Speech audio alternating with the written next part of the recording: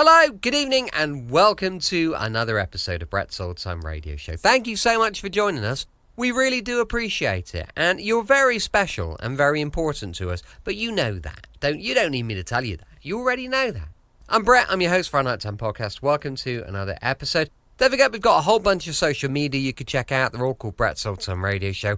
Give us a little look, give us a like and a follow. It would be brilliant. With it being a Wednesday, it is, of course, an episode of Dangerous Assignment. This one is called The Suspect Cylinder, and it was first broadcast on the 26th of July. No, I lie. 26th of June, 1951. Transcribed.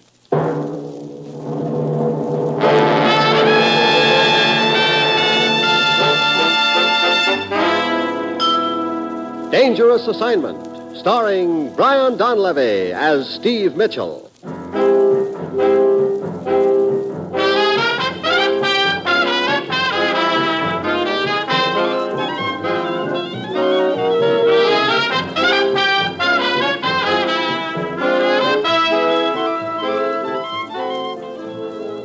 Yeah, danger is my assignment.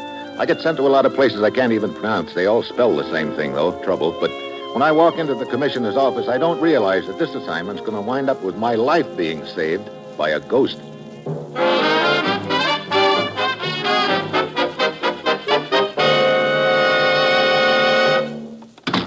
Morning, Commissioner. Ruth said you had an assignment for me. That's right, Steve. Well, what do I go chasing after this time? We already have it. What do you mean? This dictating machine cylinder. I don't get it. That's the point. Neither do I. Listen, I'll play it for you. Huh? A survey of European industry for the first 3 months of 1951 reveals an overall decrease of 10% in the total man-hours lost due to the common cold, as compared to a similar period of 1950. Now, detailed statistics are as follows. France...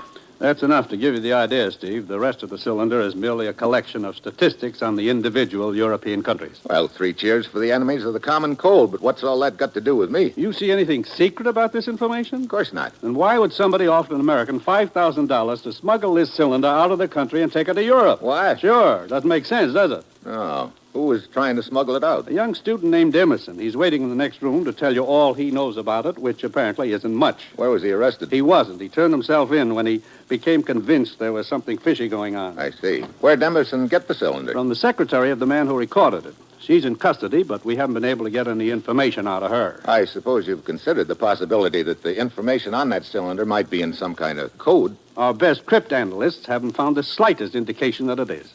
Who recorded this thing, Commissioner? Anton Marty. Never heard of him. I'm not surprised, neither have I. Apparently, he's an unimportant figure. Marty came over here from Europe to live after the war. He's employed by our government as a research consultant on European industry. Has he been investigated for loyalty? Completely. Where is he now? En route to Europe by boat on official business. What kind of official business? 5 days from now in Naples, Italy, there's to be a very important conference relative to the setting up of the Continental Defense Corporation. Oh, yeah, that's the new company that's scheduled to manufacture a lot of war materials for Western Europe, isn't it? Yes, it's being organized and will be held by a man named Trasco. The idea is that raw materials from Western Europe will be channeled to the Continental Defense Corporation as a means of preventing them from filtering behind the Iron Curtain. Sounds like a pretty big deal. It's a tremendously vital one as far as the Western European defense bloc is concerned. Anyway, Marty is en route to that meeting to serve as a consultant to our delegation. You think there's a connection between the cylinder and the Continental Defense Corporation? Not as far as we know. Well, look, I don't see what all the fuss is about, so somebody tried to smuggle the cylinder out of the country. We don't know why, but we've got the cylinder. We can't let it drop there, Steve, and I'll tell you why. Before we took this secretary into custody, we kept her under surveillance. She had a secret meeting with our old friend Gabor. Gabor? Sure, probably the toughest foreign agent we've ever had in our hair. You know Gabor never touches anything unless it's big, Steve. That's why I want you to find out what's important about that cylinder. To go anywhere and do anything you have to. But find out what this deal is all about. Well, that's it. You've got your assignment. Good luck.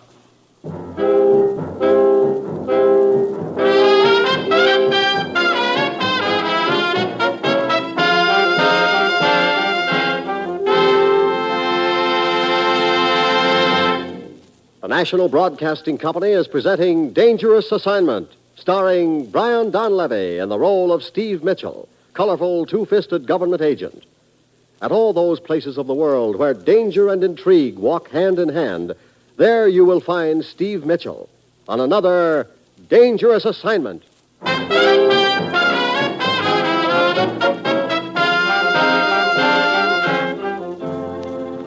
I've been handed a lot of snarled-up jobs in my time, but this takes the cake. A secretary offers a student $5,000 to smuggle a recording of a report on the common cold to Europe. Nobody knows what the deal is all about, and lurking in the background is a well-known foreign agent with me in the middle, trying to unravel it all. A real cinch. I go down the hall to the room where Emerson's waiting for me. Look, I tell you, I don't know what the deal's all about. Okay. Suppose you tell me what you do know. Well, that isn't much. A couple of months ago, I decided to go to Europe. I'm an art student, and I figured I could learn more over there. But how did the secretary figure in the deal? Well, I've dated her now and then, and that's all. Nothing serious, but she got real interested all of a sudden when I happened to mention that I was leaving for Europe. Go on. Well, she started giving me a lot of double talk, sort of pumping me to see where I stood politically. I see. Well, I knew she was up to something, so I went along with it to find out what. Well, finally, she worked around to ask me if I'd like to make some money. I said, sure. I was broke. And she told me I'd get $5,000 if I'd take that cylinder over to Europe with me. Well, then I knew there was something pretty shady about the deal, particularly when she started in on the hocus pocus. Hocus pocus? What do you mean? Well, she said I was supposed to go to Italy, an amusement park outside of Rome, the Carousel. Then what? Then I was supposed to give a password. What is it? I was to say, I've always wanted to ride in a carousel. Huh? The other party would reply, your parents must have been very strict with you. Then I was to pass over the cylinder and collect the money. I see. Did she ever mention a foreign agent by the name of Gabor? Gabor? No. How about her boss, Anton Matty, the guy who made the recording? No, she never mentioned him either. Well, all of this still doesn't give me much of a clue as to what this is all about, but if they go to all the trouble to rig a deal like this, complete with password, what was it again? I've always wanted to ride a carousel? That's right. And the reply was to be, your parents must have been very strict with you. Brother, what a routine. Hey, wait a minute. This girl's secretary is in custody, and they didn't tell her that you'd reported the deal to us. No, I wouldn't know about that. Chances are that Gabor doesn't know it either, so if we kept you out of sight for a while, he'd think the scheme was in operation. Mr. Mitchell, I don't understand what you're getting at. I'm going to arrange a substitute for you, Emerson. Substitute? Mm-hmm. You mean somebody's going to take my place, take that cylinder to Europe? That's right. Well, who? Me.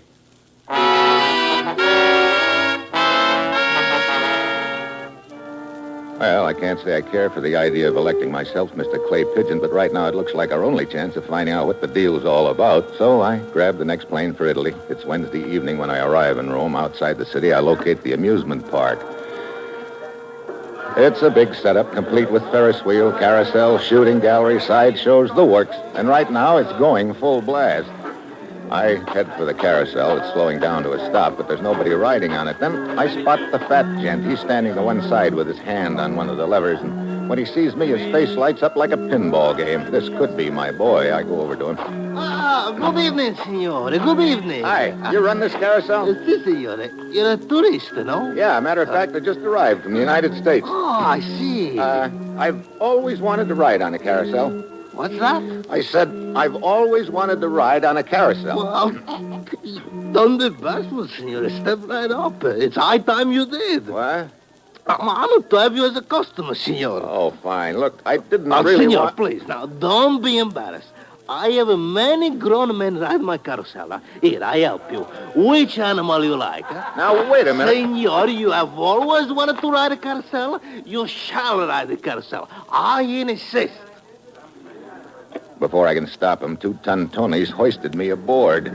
He yanks at the lever, and there I am, galloping gracefully around on a giraffe, all of which isn't exactly the way I planned for things to work out.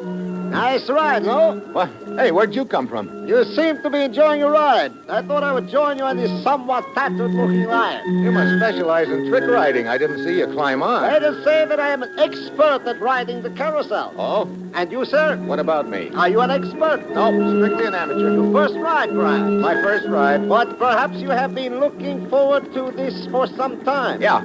Matter of fact, I've always wanted to ride on a carousel. Your parents must have been quite strict. Well, what do you know? No wonder Fatso didn't tumble to the password, so you're my boy. I am your boy. I am Sarvi. Now, the cylinder, please. Huh? You will please give me the cylinder. Not so fast. If you think I'm going to hand this over to you, you've been riding these carousels too long, Sarvik. I'll deliver this cylinder in person and collect for it. Well, come. We will get off the carousel. Now? See, it is not moving very fast. I will go first. Come in. Okay. Now what, Sarvik? Follow me.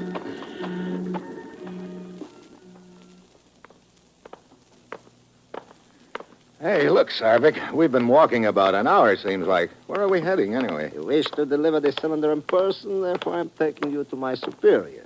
Here, into the salary. Here we are at last. I don't see anything, just a dark alley. Indeed. But for you, it is the end of the trip. Huh? Hey, a knife. For you. And for me, this cylinder. Guess again, Buster. That's better. Now I'll... Oh!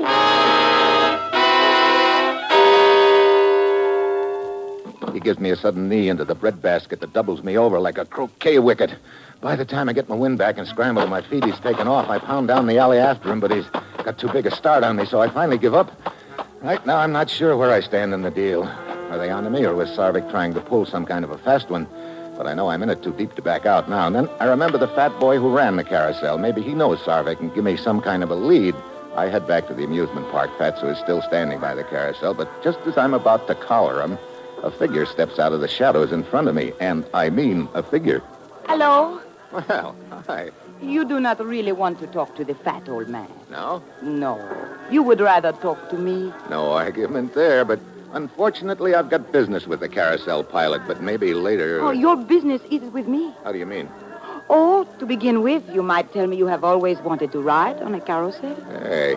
To which I might reply that your parents must have been very strict with you. You know, this tune must be on my hit parade. Ah, senor? The last time I tried out that password, a little gent tried to tickle my ribs with a knife. But I do not understand. I am the one who was supposed to meet you here. True, I am a little late, but you tell me, please, who was this man? He told me his name was Sarvik. Sarvik? Does that ring a bell? No. No, I have never heard the name before, senor. You did not give him the cylinder. No. Oh, good. I'm not too late after all, huh? Please, to give it to me, huh, senor? I will deliver it, and then... Here we go again. Senor? Look, I'll tell you the same as I told Sarvik. I'm going to deliver the cylinder personally and collect for it. Oh, but that would be awkward. Not as awkward as if I don't deliver it at all. You do not trust me. You're so right. Very well, you come with me. Oh, no. What's the matter now? Look, you and Sarvik must have rehearsed your routine together. That's what he said, too. Come with me. So I did. Almost wound up dead. But, senor, how you could get dead with me? That's what I don't want to find out. But all I want you to do is come to that small cafe over there with me. Oh? Don't tell me that's headquarters for this operation. No, senor. But there is a telephone there. I will telephone the person I work for. Okay. Tell him to meet us here and to bring the money. Carlotta heads to the back hall, and I sit there at the bar waiting for her. After a while, it dawns on me this is quite a long telephone call. Suddenly, I get a hunch she's taken a powder on me. I push aside the drapes at the entrance to the hall and start down it. Then I spot Carlotta still sitting in the telephone booth. So she didn't take a powder on me after all. I go up to the booth and open the door. And then, all of a sudden, I see why it's taken her so long to make the call. After all, you can't carry on much of a phone conversation with a knife in your back.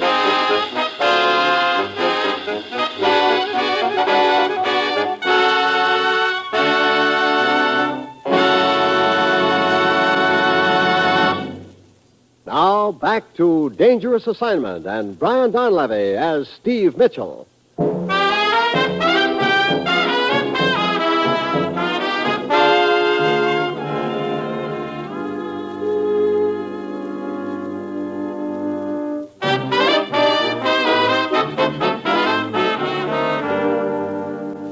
I ease Carlotta's body out of the phone booth, and then I see that the receiver is still off the hook. I pick it up and listen. Hello? Hello? Hello? Hello? Hello?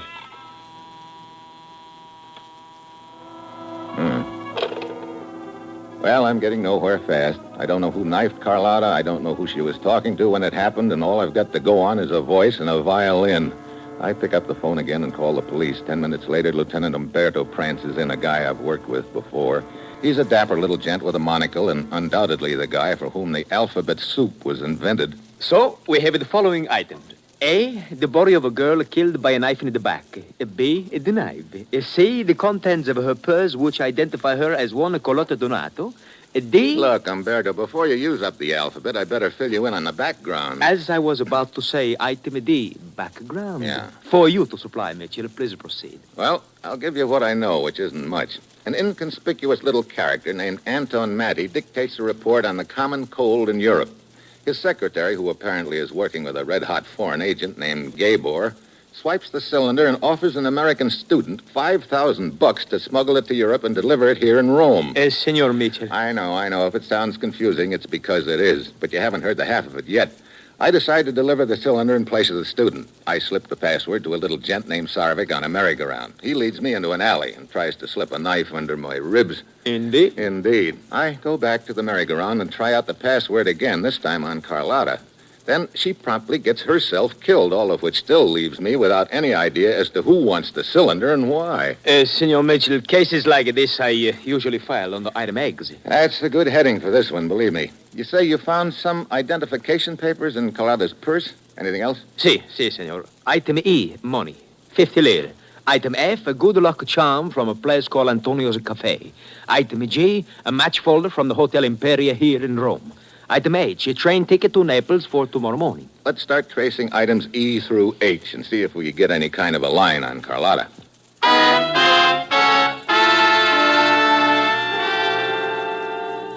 I head to the railroad depot and finally locate the clerk who sold Carlotta the ticket, but he doesn't remember if she was alone or if not, who was with her. Then I try Antonio's Cafe, but I find out they give out those good luck charms to all their customers. So I meet Lieutenant Umberto at the Hotel Imperia, and one look at his face tells me he hasn't had any better luck. There is no record of Carlotta Donato having registered here, Mitchell. I was afraid of that. Just because she has a match folder with the name of this hotel doesn't mean that she was a star boarder here. I know, senor, but I was hoping I was, too. Well, what do you suggest now, Mitchell? There, you've got me. Well, I guess we'd better... What is it? Hold it a minute. Listen, isn't that a violin playing? Si. Sounds like one. Where's it coming from? Why, I do not know. Right over there, the bar. Yeah, that's it, all right. Come on, let's go over to the entrance. But, Mitchell, what is so unusual about the violin playing? Nothing, except that when I picked up the receiver after I discovered Carlotta's body in the phone booth, I could hear a guy saying hello. I could also hear a violin playing in the background. So? Here, this'll do. There. There is the violin player down at the far end of the bar, Mitchell. Yeah, and there's a phone sitting on the bar, too, so Carlotta could have been calling someone here, all right. The question is, who? There are quite a few people in here. Yeah, it could have been any one of them. Come on, let's go in. Do you think that you would recognize the voice again if you heard it, Mitchell? I don't know. Signores? Scotch. Vermouth. Si. Mitchell, the bartender. Yeah, I thought of him, too, but I don't recognize his voice. Trouble is, all I heard the guy on the phone say was hello a few times. Not much to go on. Well, try listening to the voices of the other people in here. Okay. Well? How can you pick one voice out of that hodgepodge? Bartender. Si, it's almost impossible. Hold it. Si? What is it, Mitchell? Quiet. I'm going to my room. If another call comes for me, have it transferred there. Very well, Signor Trasco.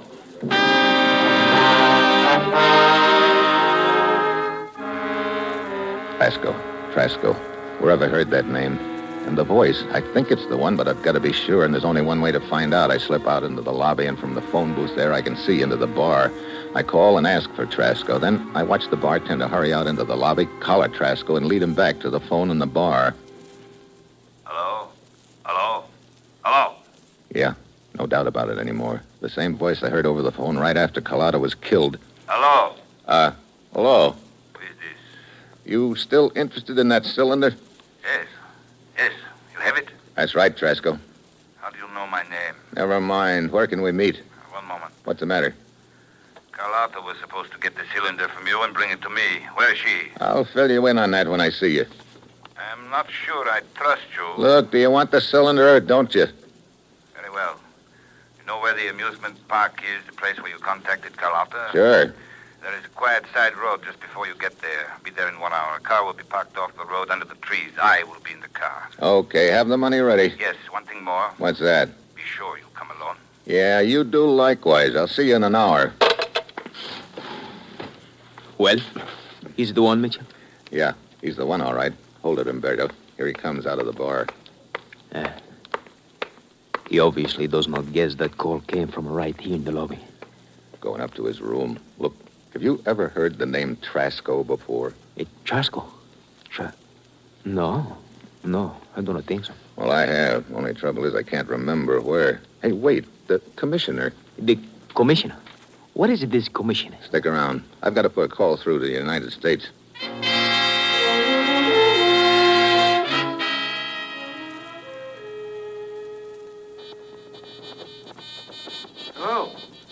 Hello, is that you, Steve? Yeah. Jiggle the phone, Commissioner. This is a lousy connection. That better? Yeah. Glad you called, Steve. We finally located Anton Mari. The guy who made the recording? Yes, he's in Naples, waiting for that conference on the Continental Defense Corporation to start tomorrow. But he hasn't the slightest idea why that cylinder should be so important. Commissioner, did you mention the name Trasco to me? Trasco? Why, yes, Steve. Trasco's the name of the man who organized the Continental Defense Corporation. Yeah, I remember now. He's the big boy in the deal, huh? That's right. Why? I'm not sure yet, Commissioner. There are still a lot of missing pieces, but I'm going to try and slide a few of them in place right now. So long, Commissioner, and thanks. Okay, Umberto. I'm heading for that meeting with Trasco. Give me about 10 minutes alone with him, and then close in.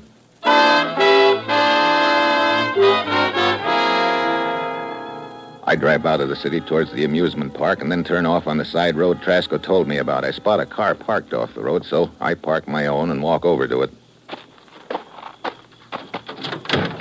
Get in the back seat here. Okay, Where is the cylinder? right here. Hey, what have you got there on the seat? Portable playback, battery set. Oh, brother, you're well equipped. There's no time to lose. I must find out definitely tonight, one way or the other. Find out? There. No. A survey of European industry for the first 3 months of 1951. It is he. It is he. Anton Maticek. I thought his name was Anton Mati. Perhaps he calls himself that now, but his real name is Maticek. So, I found that just in time. In time for what? That does not concern you. You are merely a messenger in this affair. You have brought me this cylinder. You will be paid for it. That is the end of it as far as you're concerned. Okay, suits me. Incidentally, you still have not told me why you did not deliver this cylinder to Carlotta. She got taken dead. What? Yeah, while she was talking to you on the phone. So, that is why the connection was broken off. You killed her? No, I think it was a character named Sarvik. Sarvik? That name ring a bell? So, they do not trust me. They have me investigated. They send a miserable snoop of a Sarvik to check up on me. And after the service I have given them... Look. This Sarvik, he did not hear the voice on the cylinder. No, he tried to get it away from me, but I didn't like his methods, which consisted of a knife in my ribs. Then I am still secure. I will take care of Maticek before the meeting. Sarvik and the party will not even know it was Maticek, because I will destroy the cylinder and then I will... You're wrong, Trasco. Sarvik? Sit quite still, both of you. So, Trasco, you think your little secret is safe, do you? Sarvik, listen to me. One of the most important projects we have undertaken. The Continental Defense Corporation, and you would ruin it all. So, the Continental Defense Corporation is just a front, huh? Pretty smart. You know, it is vital that you not be identified as one of us, Trasco. Yet here is a man, Anton Maticek, who will attend the conference tomorrow. He will see you there and recognize you from the old days. He will know who you are, that you are one of us. Our plan will be ruined. No, I will kill Maticek before the meeting. I swear it. Nobody will know. That is not good enough, Trasco. If Maticek knows, perhaps others will too. No. And I must inform you that you will be dealt with severely for trying to cover up the fact that you are a bad risk for us. Give me that cylinder. Sarvik, I said give it to me. Very well. Here. Trasco flips the cylinder in Sarvik's face and jerks a gun out of his pocket. Sarvik recovers fast, but not fast enough. So, and now, sir, with you out of the way, my secret will be safe. He swings the gun towards me, and I dive at him. It's a dead heat. Something hot creases my skull, and I hit the floorboards.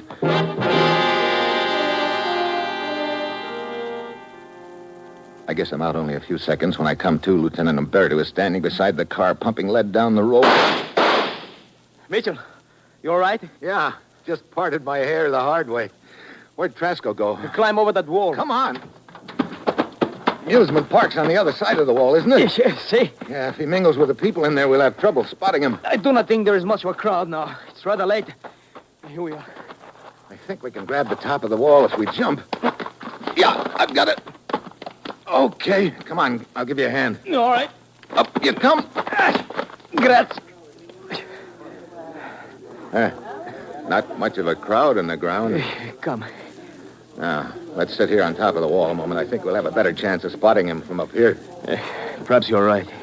Mitchell, were you able to find out what this is all about before the shooting started? Pretty much. From what I could piece together, it breaks down something like this. The Continental Defense Corporation is a front organized by the Iron Curtain kids. What? Yeah, pretty sharp scheme, too. They get the Western European countries to channel all their raw materials into the corporation. Then they either sabotage the defense program or maybe filter a lot of the stuff behind the Iron Curtain. And this is Trasco. He was at the head of it? The figurehead. They probably picked him because he'd kept his affiliation with them secret. But then he learned that a guy named Anton Matty was scheduled to attend the conference. He was afraid this was Anton Matacek, a guy who used to know him in the old days in Europe. A guy who could put the finger on him as a party boy. And so he had the cylinder stolen to make a search. That's right. He intended to knock off Matty or Matacek before the conference tomorrow. You figured he'd be in the clear that way. But this other man, the dead one in the car. Sarvik. The party sent him to investigate Trasco, and he tumbled to Trasco's scheme and didn't like it. So, hey. What is it? Look, slipping into that building over there. It's a Trasco. Come on, jump. Did he see us? I do not know. He went inside. Let's go. What's that sign on the building say, Umberto? It's called the House of Terrors. House of Terrors. Oh, great. A spook palace yet. Okay. You go around the other side and cover the exit, Umberto. I'm going in.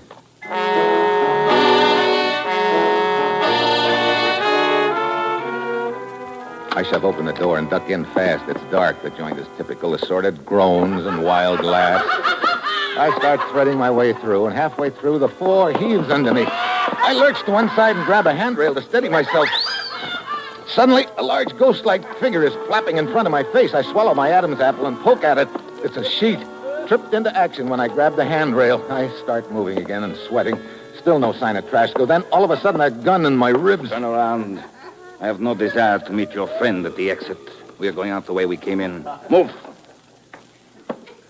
We start walking. If I don't think of something fast, I'm cooked. Then I remember the handrail in the sheet. I hope it never misses. We reach the spot. Then I grab for the rail, and sure enough, the ghost flaps out in front of us. Thanks, spook. Mitchell! Mitchell, where are you? Right here, Umberto. Oh, and the Trasco. Also right here, horizontal, with the help of my friend, the spook. So, you and this friend of yours, you're too much of a Trasco, huh? Yeah. You might say that against the two of us, Trasco didn't have the ghost of a chance.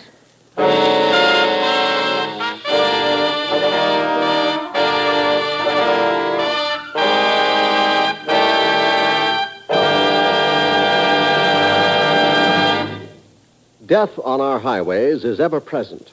Full control of your car and attention to traffic conditions will cut down accidents. Observe the truck driver in front of you, then drive as carefully as he does. The life you save may be mine or your own.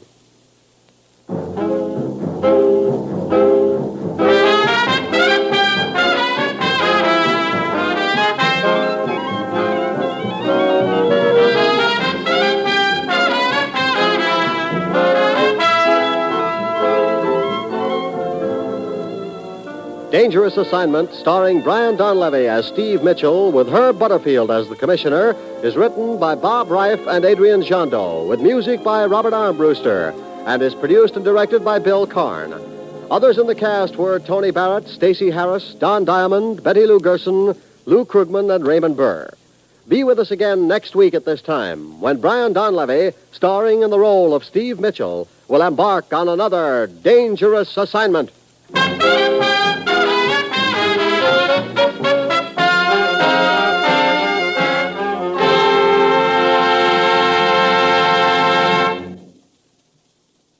The death toll on America's highways has surpassed the total of any single war. Primary causes are speed, carelessness, and lack of courtesy. A good rule to follow is that of America's friendly truck drivers. Consideration and courtesy to all motorists. Remember, the life you save may be your own. Dangerous Assignment came to you from Hollywood. This is NBC, the national broadcasting company.